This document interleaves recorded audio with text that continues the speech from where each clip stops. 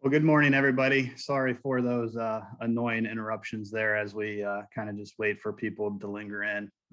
Virtual meetings are obviously an obstacle that we're all dealing with, and it's a lot easier to gauge people when we're in person. But thanks so much for being patient as we get started here.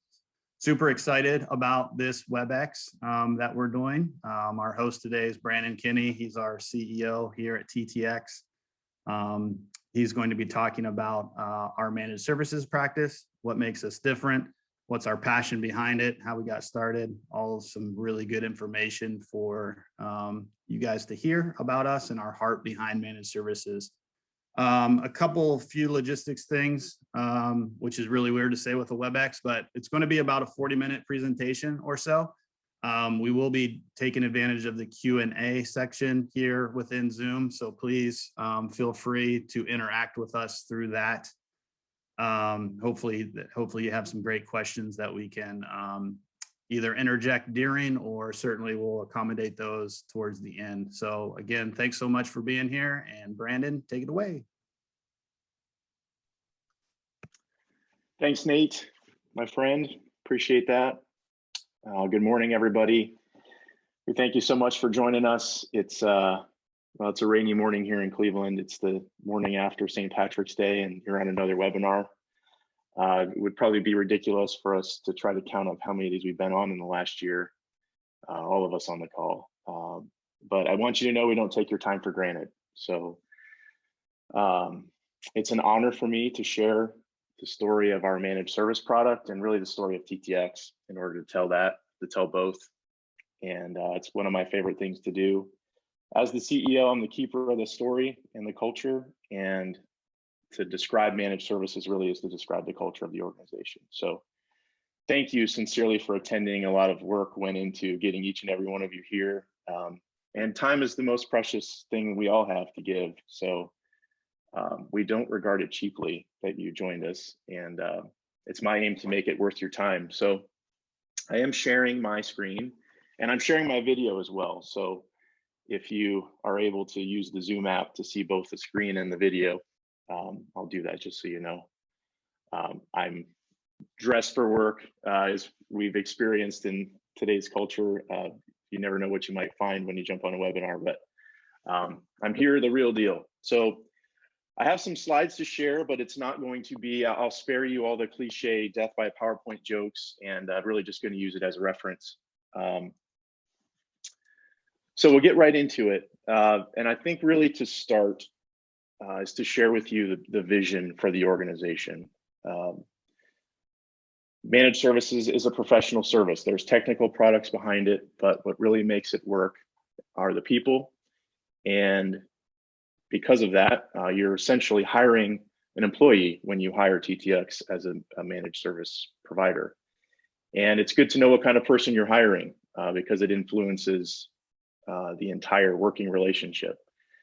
So our vision is to be the most trusted partner in our market and to be focused on people. We're also a core value driven company. We have those posted on the wall here, right in the hallway. And the first of those is people focused. Which again can be cliche. There's a lot of mission, vision, value stuff out there, and there's plenty of organization examples of those that had those things but still didn't operate as a servant of them. I recognize here that if we as a leadership team and managers and individual employees, if we don't live those out, then they're just a terrible effort at marketing. It's actually going to be distasteful to folks to read something like this if we're not that. So it's a high bar, but it's one that we love to come in every day and aspire to. It's not to be the most profitable. It's not to be the largest. Those are some things that are not written in the vision statement. It is to be the most trusted. And every brand has a persona. We think of a company like Apple. The culture and the people that are there, they kind of make Apple what it is and the products they make. Think of a company like Mercedes-Benz. The products they make and the culture of the organization are kind of one and the same. And I think it's the culture that precedes the product. So you could probably make a chicken or the egg conversation out of that, is it the product or the people? But I think it is the people, especially with the professional services product like managed services is. We want to be the most trusted partner you've ever worked with. And again, that's a really high bar. In IT, there's a lot of ways in which a managed service product can be a serviceable product. It can get things done. We want to be more than that. So we measure and target internal initiatives when we're hiring, when we're building scopes of work and SLAs and agreements, all of that to be in keeping with the most trusted partner in our market. But that is a big statement, to be most trusted. And how do you measure it? So I've done a few things internally at the organization to kind of distill that down. And this is our lobby when you walk in the front door. We have these 4 C's, and it's the canon for us of our language internally in terms of how are we doing as the most trusted partner target. So I think they're all important. I think character, which is the second one there, is really the bedrock of all of it. It's the scaffolding on which the rest of it stands. To do the right thing, regardless of the outcome, to operate in a way that's moral, ethical, where we're holding ourselves to a very high standard. You're looking for an IT partner to do that for you, whether it's an IT employee or an outsourced organization.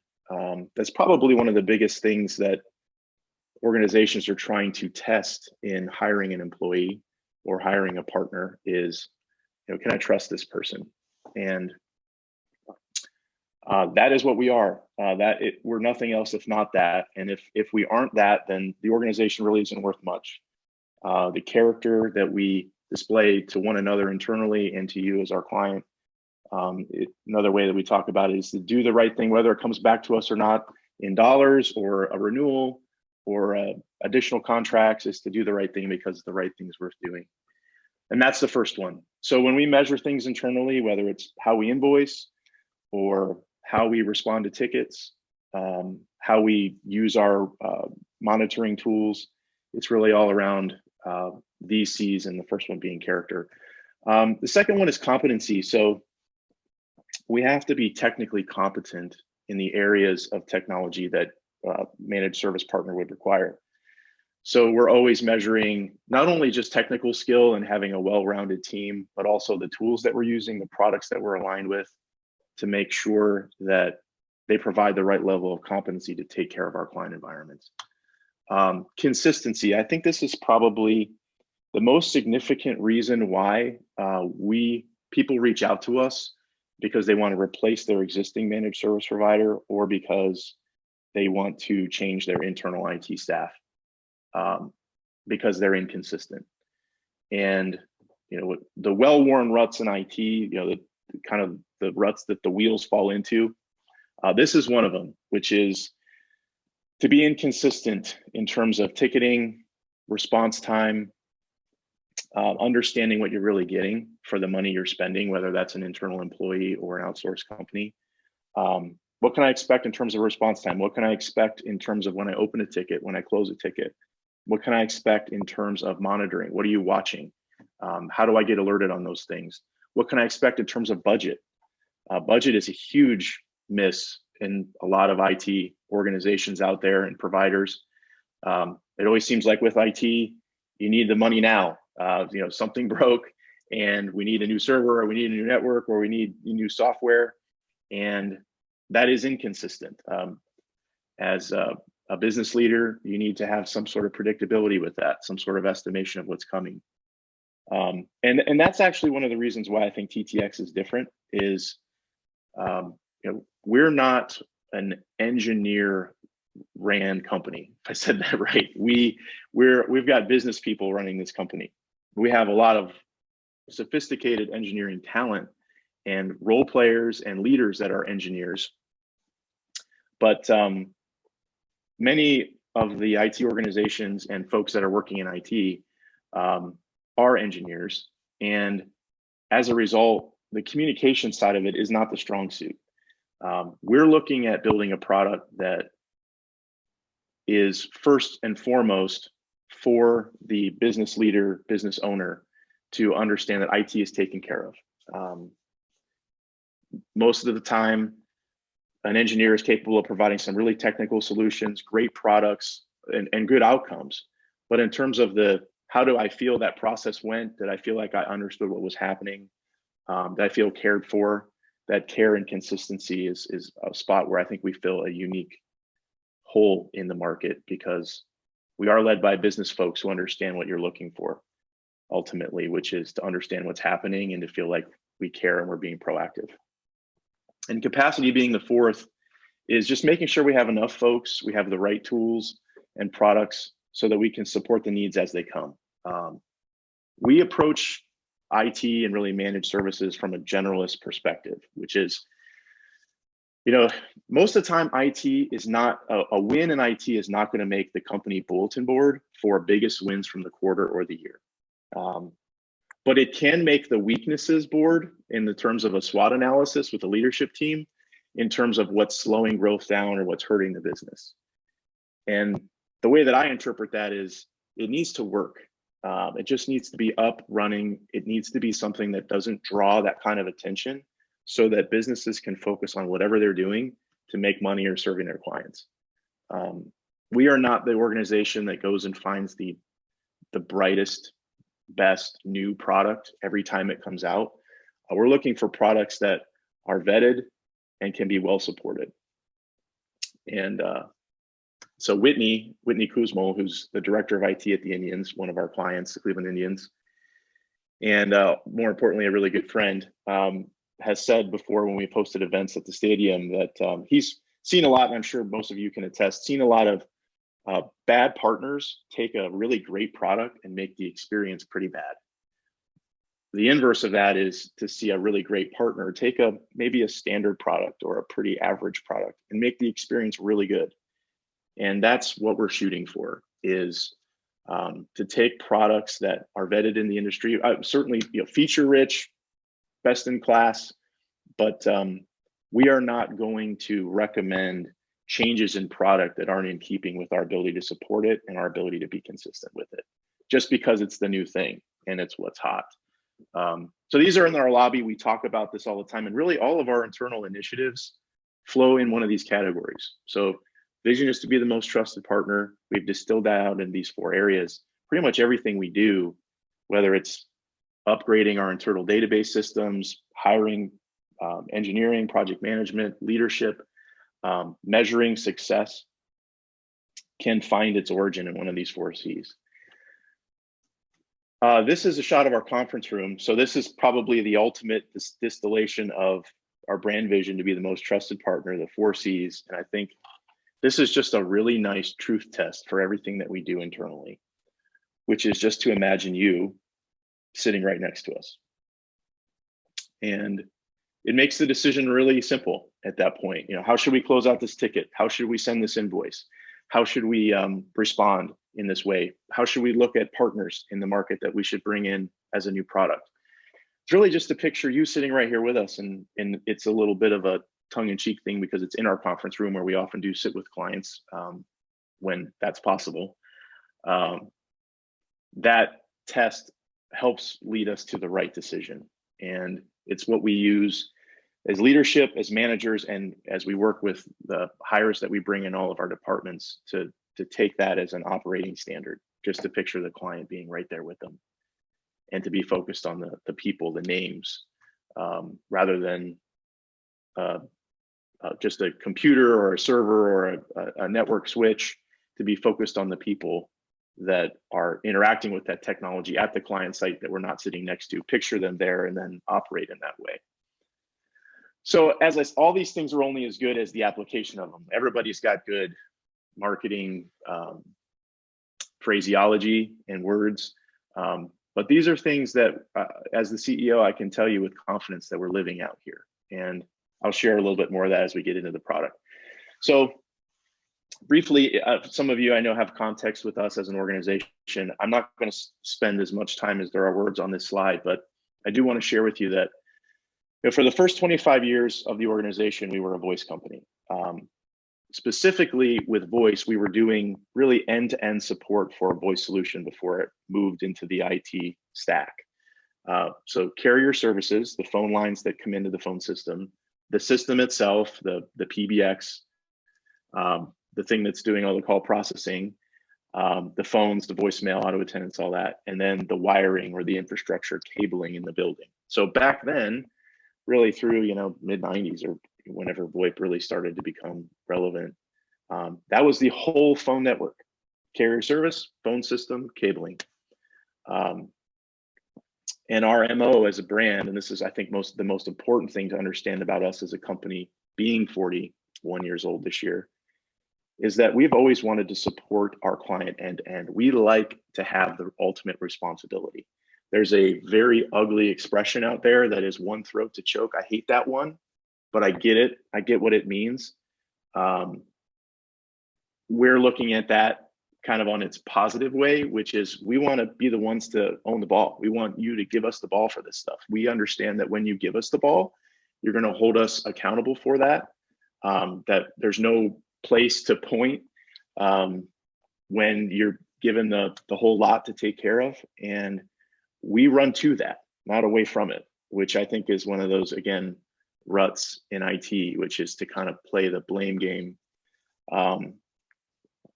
You know, there's an upstream person to blame and a downstream in IT a lot. It's the infrastructure or the software or the carrier or the user. And we want to own that whole spectrum so that we can be the ones, and that's another one of our core values, is actually FILO, which is a play on an accounting term. LIFO, or if you use that, if you have accounting in your role or familiar, last and first out. Ours is first and last out, or FILO. We want to be the first ones on the ground and the last ones out, because we want to own it. And we enjoy that. We enjoy the benefit of having the responsibility and succeeding, and what that does, you know, just in a good day's work. But anyways, kind of steering away. First 25 years end-to-end voice solution. When voice over IP arrived on the scene, we partnered with ShoreTel in 2005, having sold digital and analog systems prior to that.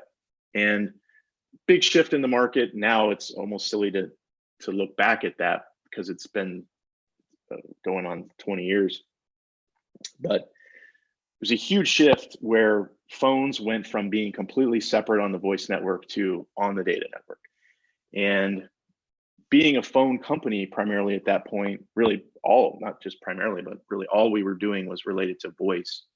We were ready to jump into VoIP because that's where voice went. So we partnered with ShoreTel, which was a great VoIP product manufacturer, and recognized very quickly that in order to do that, really the whole mechanic changed. So I compare it a lot like when the digital music media changed from CDs to MP3s, how we consume music completely changed. But really, we're still just listening to music. I mean, we're skipping tracks and pressing pause and pressing play, similar to photography. Like digital photography came out, you know, from film, that whole industry completely changed. The players changed, the stores changed. But at the end of the day, you're just taking pictures. Like you're still actually doing what you were doing before, but just the mechanics are completely different. And that's the same thing that happened with voice, is that, you know, packetized voice on the data network required a whole different skill set. So we need to hire network engineers to configure switches, Ethernet switches, to put quality of service on them, configuring VLANs so we could separate voice from data traffic. We needed to work on a wide area network design so that we could protect the quality of service of the voice between sites. Installing software on people's computers for the desktop client so they could make and take calls from the desktop. Installing a server, even something as simple as that. You know, in the phone system world, it was all proprietary stuff. It was a voicemail computer that was connected to the phone system with ShoreTel. The software just got loaded on a server. And so we need to provide the server, provide the software. And so we love ShoreTel and we love what we were doing, but in order to get somebody ready for voice over IP, we needed to install Ethernet switches. Because at that time, again, it's crazy to think of, but at that time, people didn't have power over Ethernet switches in place. We didn't have wireless access points in every room back then. So in order to power the phones, we needed to put power over Ethernet switches in, implementing a server, implementing desktop software for people to use the phones. And we were primarily focused on doing those things just to install phone systems. We were not trying to become a data company, which, I could look back and say, man, Brandon, you probably should have had better vision for where you were headed. You weren't thinking about where you are now, but really we were just moving to where voice went. And it was required to sell voice systems in that market, and we were a voice company. So we started partnering with network switch companies and routers and servers and installing that stuff. And then what we found was we were just kind of selling a voice support contract still, because that's what we always did for the phone systems. And you install an Ethernet switch, install a server. A couple months later, a client will call and say, hey, we want to make some changes. We need to expand our network. We want to deploy another solution on the server. We're adding computers. We need you guys to come out and make some changes. And we weren't really geared as a managed services company at that point, but we were really being asked to be one, which makes sense because we were selling the equipment and installing it. And there wasn't anybody else involved in it other than internal IT or maybe a third party, but we were really owning the responsibility for deployment. And clients were asking us like, hey, we want you guys to support the whole thing. And that's when we started building a team of engineers to offer a managed service product. And we started doing that in 2009. Up until that point, we were supporting stuff, but it was really just to keep the voice solution support good and the relationship on the voice side in good shape. So we started managed services in 2009. So we've been doing that now for 11 years. We learned a lot of lessons on how to do that differently from the way that we were organized as a voice company.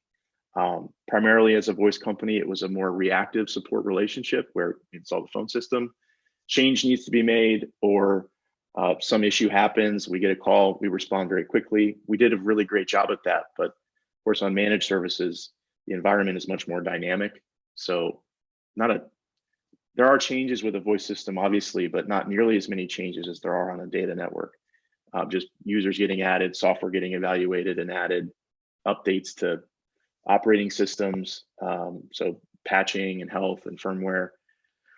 We recognize the need to really move from primarily reactive to primarily proactive and become more mature with our internal tools and the way that we manage our accounts and respond to tickets. And we learned those lessons, and they were really great lessons for us. And I love the lessons we learned because I like being the kind of company that a managed service practice necessitates you be. We are a relationship, people-focused company, as I've said, and the managed services is a very live, ongoing, everyday service where we get to interact with our clients constantly. We get to talk to them on a very regular basis. We're very relevant. It's one of the things I shared with our organization that was really encouraging coming out of COVID, was that not only were we essential from a legal standpoint as it was defined in our country, but also practically essential. Our clients needed us during this last year as much as ever, and it was really encouraging to be needed. It's nice to be needed. So it was encouraging to us, and that's the kind of relationship that we enjoy, is an ongoing, proactive, fully engaged relationship as a brand personality. 2014, we rebranded to TTx. It's not rocket science. So TTx is essentially an abbreviation of Teletronics. Teletronics, it just carried with it kind of the telephone and electronics kind of auspice. And we had moved past that as a really IT services and voice company, really 50-50 in terms of our revenues today, in terms of IT service, managed services, and voice. We knew we needed a brand that kind of reflected that. There's a lot of cool things about the brand that I could share another time. It was a fun process to do the rebrand. So myself and Scott, my partner, our dad started the company together in 1980, and it was kind of intimidating to sit down with our dads and say, all right, we're thinking it's time for a new brand name. And I wasn't sure exactly how that would be taken because, when you start a business, it's like one of your kids. But it went great. They loved that process, and they felt it was appropriate as well because the business had changed so much. And it was really fun to put together what the brand is, and the brand color with green and the growth and the idea of a second generation. And the X is a has a forward-facing lean to it, which is again directed to the future, but the two arrows are kind of pointing at each other in that X, which is the reciprocal relationship between us and our clients, and X being the client variable that we work around the client like an algebraic variable. So I could keep going on that, but I'll move forward. So anyways, today, fast forward 2021, I'm really proud to say that we're the strongest as an organization that we ever have been in terms of just overall revenues, our culture here, the core values of the organization. Of course, it's easy for the second gen son to say that, but I think if my dad was on here, he'd say the same. Really healthy, thriving culture here, really excited about our future as an organization, and healthy financially, really consistent growth. Last year was a different year for everybody. Growth kind of slowed as new sales slowed in the climate, but really great momentum into that, and great momentum coming out of it as well. There's a couple shots just again of the building, trying to make it feel a little bit more real. This is a shot of our network operations center. We believe in people is there on the wall. Again, these are things that I recognize if people look at them, our people, and don't believe they're true, then they'll actually have a negative impact on what we do. So we're all cognizant of that as leaders, and we hold ourselves to that standard. We're the first servant of those things. So transitioning a little bit to the product. So I spend a lot of time on the company and us and the values and stuff, because I think ultimately that's what the product is. There's some things behind it that are very important, but like I said, you're basically hiring an employee, an extension of your staff, and so you want to know what kind of employee that is. We use ConnectWise, which is an industry standard for ticketing. So it's a real-time ticketing dashboard for you, portal to open and close tickets. Everything that we do is tracked in ConnectWise. If it's not in ConnectWise, it doesn't exist. That's our kind of internal war cry. So every ticket you open, you can open it automatically from your desktop. If you're on the managed services, if you're in a managed services agreement, everybody gets a client there, they can open a ticket from their desktop. You can call in, you can email in, of course. All these tickets go into ConnectWise, and then we use this tool called BrightGauge to basically dashboard all of that information. So all the tickets that are created from our monitors, patch requirements for servers, firmware updates required for network equipment. If we do have any type of outage at any point, those alerts are coming to ConnectWise, and then are creating a ticket in our ConnectWise database, and then we're adding you as resources on that and working with you directly on those tickets. BrightGauge is also the tool that we use to provide you with a quarterly business review of what's happening in your environment. We look forward to that context to meet with you quarterly. One of the requirements in our agreement is to provide you with a virtual CIO aspect to what we do. So explaining to you what's happening in your environment. The BrightGauge tool we use provides that. So this is a sample. This is just one of the pages from that report that shows a report of tickets opened by user. So we can see who opened the tickets. This is a real-time gauge, so I can click any one of these blue boxes and then navigate into the tickets that were actually open, and I can see a list of the tickets there. Again, going back to consistency, managed services costs a relative. It's expensive, and we're not the cheapest provider in the market either. So whether you hire somebody or you hire a managed service provider, it's a lot of money per month. I think one of the other well-worn ruts in managed service provider business is to kind of hide behind that number, and it's kind of like an insurance premium where you just pay it and you don't know exactly what you're getting out of it. It's just more like, hey, this is what it takes to do managed services. This is what they've gone to market with.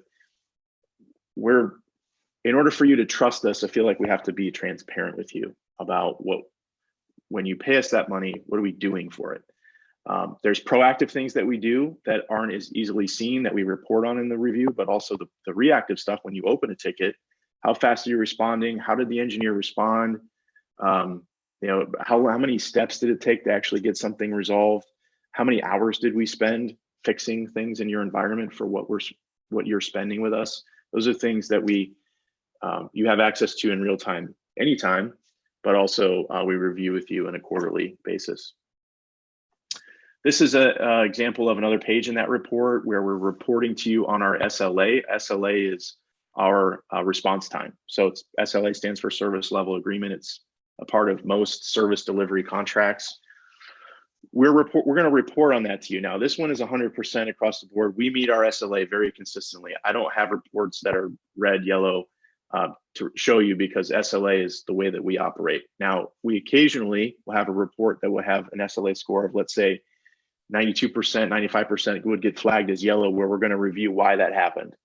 Whether it's communication with a third party that's involved, internal communication with IT, if there's IT staff on site. We're not going to hide from that stuff. You know, we're not perfect. We don't always get 100%, but we're going to show you where we didn't, which I think is probably one of the most important aspects of a really healthy like manager-employee relationship, is being able to measure what happens and then talk about it. So we can't hide anything, I guess is one of the things I'm saying, because we've committed to this quarterly business review and this data.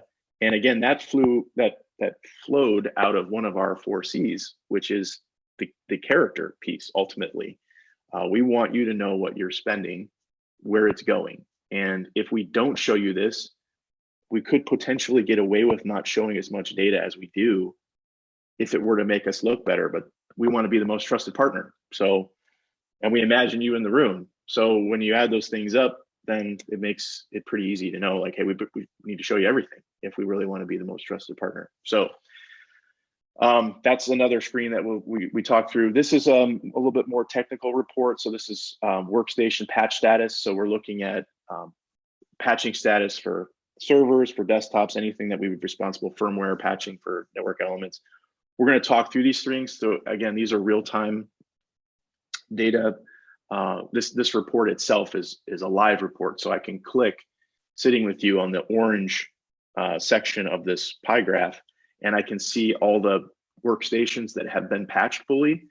And then I can go through the green or the black or the blue, and we can talk about why. You know, laptop hasn't been on site. This patch wasn't approved for this machine, or you know, it had an issue patching, and we need to revisit it. We're going to be ticketing on that stuff, but you're going to see it again in real time. So we're going to be transparent on that. This is a disk utilization report. So this is looking at servers and drives.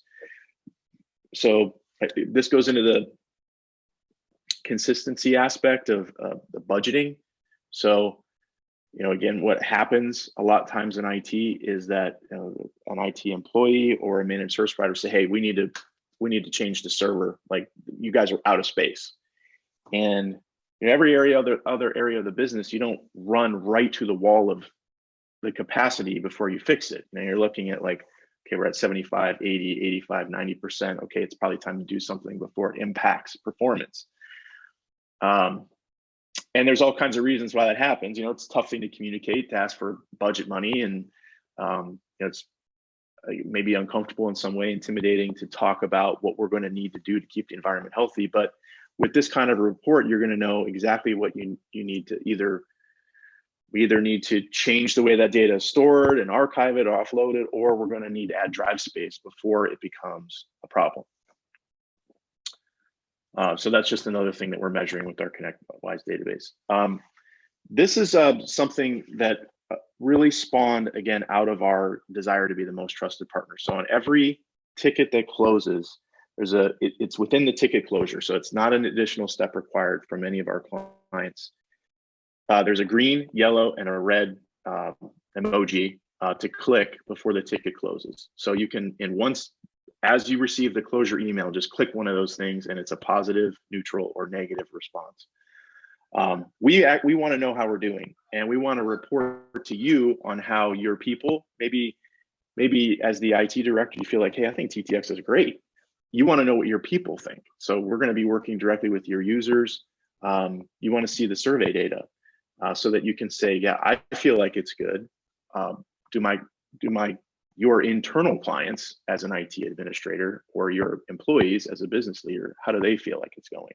This is an example of one. This is just it's a big blue circle here, so it's not super interesting, but in this case, there was 16 in the last 90 days positive scores. I'm gonna show you something here really quick. I'm gonna change my share to show you. This is our live dashboard for surveys. So we use this Bright Gauge tool, as I mentioned. We use this. It's the plugin for the measurement is called Smileback. So this is in the last 30 days. We've received 122 total reactions to our tickets. We've received 120 positive reactions, which is a 98.36 score. Now I can go into any one of these fields and show you we've got 2 neutrals. But if I go in here, I'm just going to do a quick sort by the ticket number so that you can kind of see the most recent. Bear with me. So what happens here, these are clients of ours. These are the engineers that are involved. This is the ticket. And then you have the opportunity to leave a comment. This is the most important data that, well, I shouldn't say most important. This is so important to me. I love reading through these. Again, these are all in the last 30 days. So these are things that are happening in real time. These are comments from clients that are happening in real time. We really care about it. And we look at this as a leadership team and as managers on a regular basis because it does matter so much to us. So this is a comment from Brad. I think Brad may be on the call with us today. Brad is a really tremendous client of ours and a good friend. Just some comments from clients. I share these, not everybody has comments. So any managed service provider you talk to has comments. Any internal IT person you would hire has references. You know, there's always people out there that will speak positively of you. Every bad person has good friends, to say it in a really plain way. But I'm sharing with you because I know these people and they mean a lot to us. And you know, Brad was somebody who we didn't have any context with before a couple years ago. You know, he just found us as an IT provider.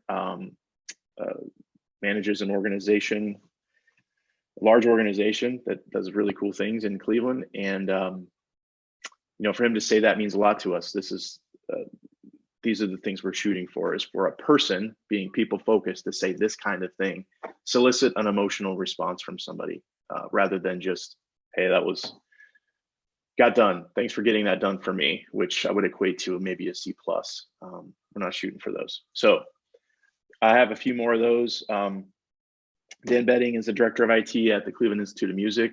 Dan's somebody who's, you know, we first interfaced with on phones, moved into IT services, and has trusted us for a long time. Ryan Cummins is a partner at the Chagrin Valley Engineering Organization. Again, just going back to the tagline of technically people matter. So we did have, I'm going to move quickly because I see it's 10:43. So we did have our 40th anniversary last year, which was exciting for us. I'm about to have my 40th birthday next year. So for me, looking at 40 seems like a terrible number, but it's a great number for the organization because it means a lot of things. And being in a position we are, being healthy and on the footing that we are is very encouraging to myself and to Scott.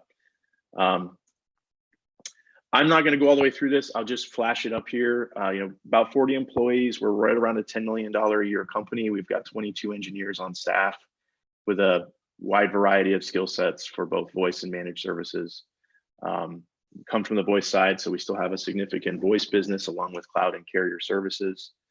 So we're doing a lot of, as you would imagine, cloud technology deployments on voice and on IT. We have a division for that, as well as for the carrier side. We maintain that and still do that.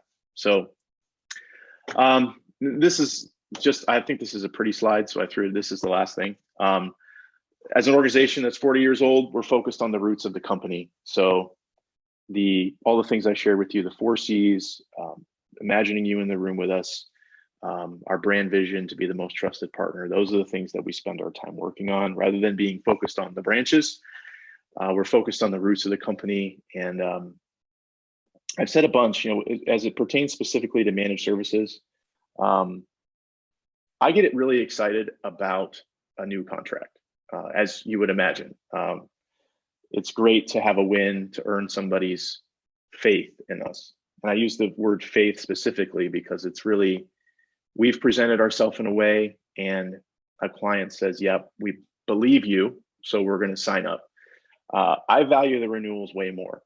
So after working with somebody for 3 years, our standard contract's 36 months, for a client to say, yeah, I want to do that again for another 3 years, it gives me chills just thinking about it, because it's not faith at that point, it's trust. Somebody's tasted and seen that we are who we said we were, and they're up for it again. And we measure that closely, the renewal rates and how we're doing as we approach renewals. And it's a great encouragement to us. So that is really the presentation, as it were. I'll be happy to, Nate, if you want to feed some questions. But again, I just want to say a sincere thank you again for your time today. We do not take it for granted, and hopefully this was valuable for you. Thanks, Brandon. Appreciate it. Appreciate your heart and leadership here at the company. It flows down from leadership, certainly. So we don't take that for granted either. We do have 3 or 4 questions here in the Q&A, so I'll fire them off to you, Brandon. Copy that. One of your 4 C's is capacity. Can you explain the amount of people and roles? Yeah, well, be happy to do that. So from a capacity standpoint, what we're looking at is how many engineers with different skill sets do we need to support the client base? So we kind of subdivided the engineering group into 4 categories. We have support or help desk on both voice and on IT services. So we have kind of tier 1 on both sides. It's worth saying that when we hire a tier 1 person, we're hiring that person to be tier 3 in 6 years. We are looking for folks to progress here. We're not trying to turn and burn on tier 1. So that's important to us to hire on core values first. But we have support on both sides. Then we have systems, which we would look at as mostly Microsoft systems, VMware, server work, network, so Ethernet switches, routers, wireless access points, firewalls, and then voice, elite voice expertise from a contact center design and support, phone system programming, cloud deployment.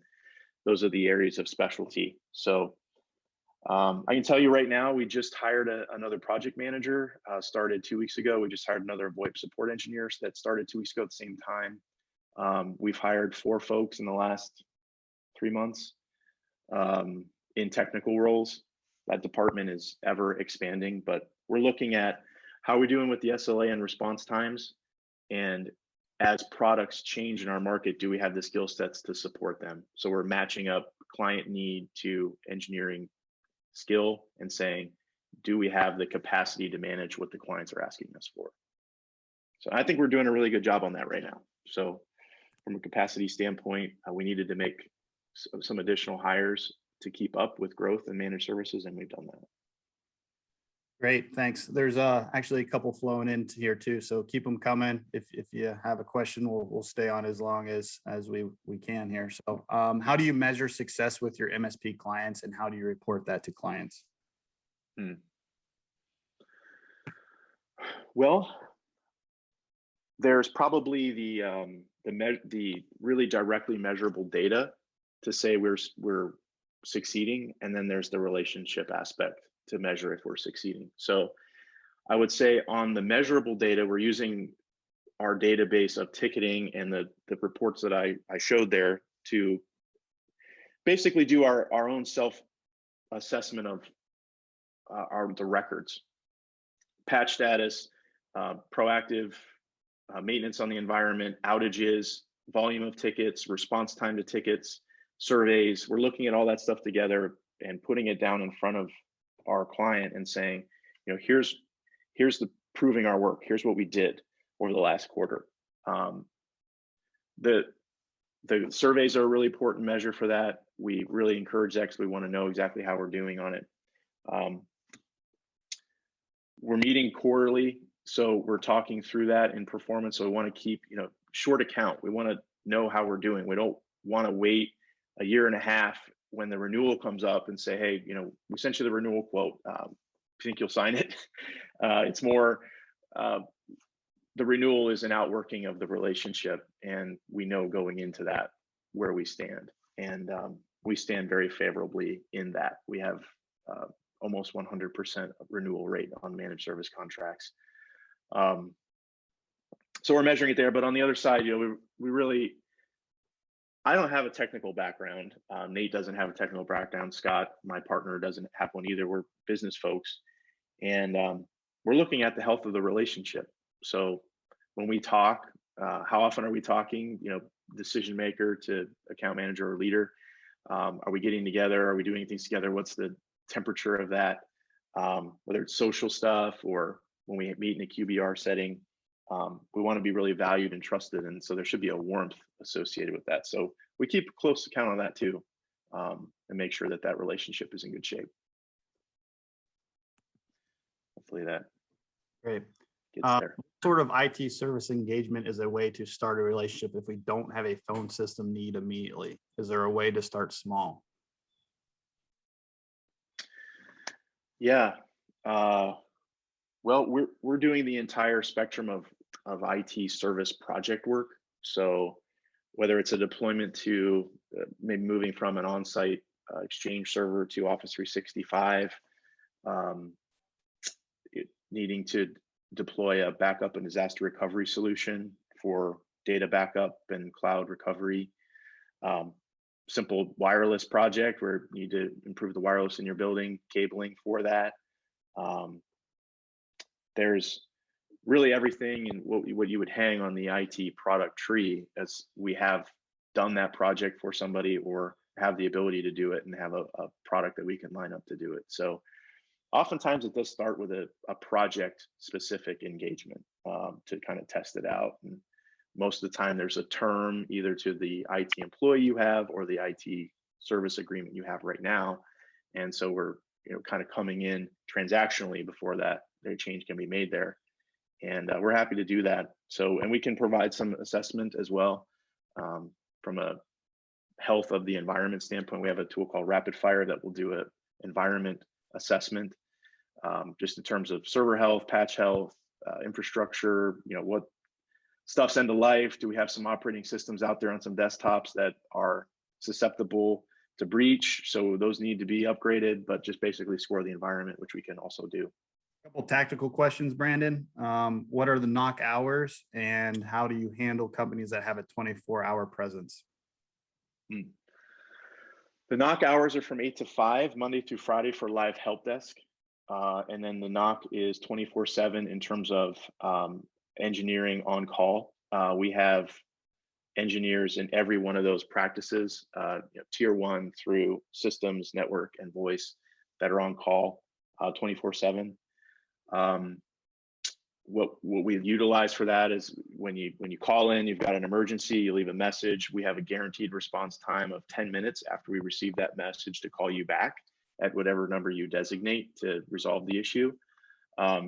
We don't have after hours help desk for what we would consider to be lower priority tickets. Those are going to be handled the next day.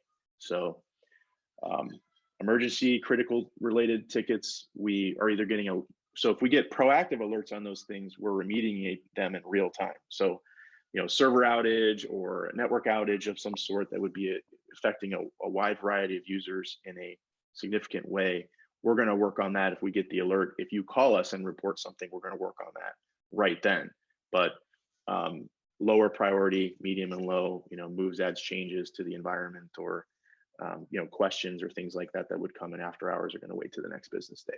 And each one of those priorities has a guaranteed response time associated with it. So critical tickets are in real time, and then the medium and low are related to working hours around 8 to 5. Brandon, we had a couple questions that are the similar. So I'm going to pick the one that I like the wording the best on. So what would you say are the bread and butter No offense. services you guys handle for the majority of your clients? Bread and butter. Bread and butter. Bread and butter for managed services is, as I said earlier, I would approach it, we're generalists in IT. So we're looking at servers and the server, whether it's hypervisors or it's standalone servers, the server itself and the operating system. So the Microsoft products that are running in those environments, and the server infrastructure itself, the hypervisor included. So Hyper-V, VMware, all the network stacks. So wireless, APs and controllers, network equipment, firewalls, routers, those type of things, you know, connections, whether it's an MPLS network or fiber connected networks or connection to a colo or data center, all those things are in a wheelhouse. And then, so project work and support for those things right in our wheelhouse. I would add to that backup and disaster recovery solutions. We're partnered with a company called Datto. We've looked around at a bunch of other solutions that are out there. We think Datto represents the tightest value proposition for what it offers. It's simpler than a lot of its competition that's more complex, and it's priced in a way that it's affordable. Most people understand they should back up their data on site and in the cloud. Most people recognize that they need to have an ability to fail over in the event that they have a catastrophic failure in a server, that those backups need to be current and tested so that if they have to go to them, they work. And that most clients recognize that if the building was unavailable, they need to be able to fail over to the cloud and have data stored in the cloud.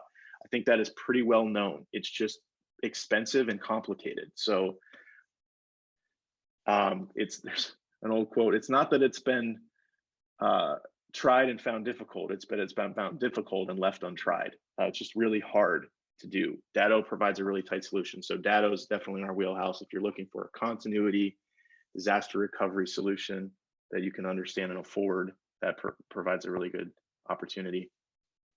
Those are the technologies, and then everything under that, the support side. So tier 1, 2 support for users, desktop environment, just people on their computers needing to have somebody that's going to respond quickly to get them online, to help them reset their password, to help them log into their applications, to help them when they can't communicate with the network for whatever reason. That customer service side of taking that off of internal IT so they can focus on the bigger initiatives, or if there is an internal IT, to be able to take that all and to not wait basically for IT to want to fix their issue and put them in line, but get a quick response so they can get back to whatever they do for your company. That is in our wheelhouse. Thanks, Brandon. Well, maybe a little bit of dumb luck here, but we got 2 minutes left, and that's the end of Q&A. So we wrapped up just in time. So appreciate you joining us, Brandon. Thanks for your words of wisdom on the topic of managed services and how TTx goes to market. We'd love to take next steps. So we have a big group on here. There's 25 attendees on this webinar. So we are super thankful for your time. We'd love to take next steps. Our goal is to be consultants in the marketplace as account managers.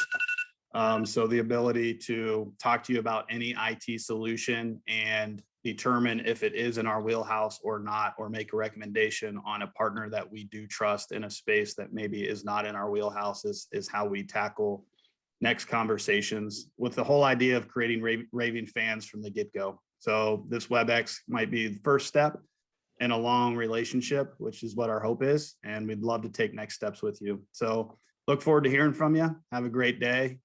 It's thundering here in Strongsville, so I don't know what that means on March 18th, but spring is here. So enjoy your day. Thanks, everybody.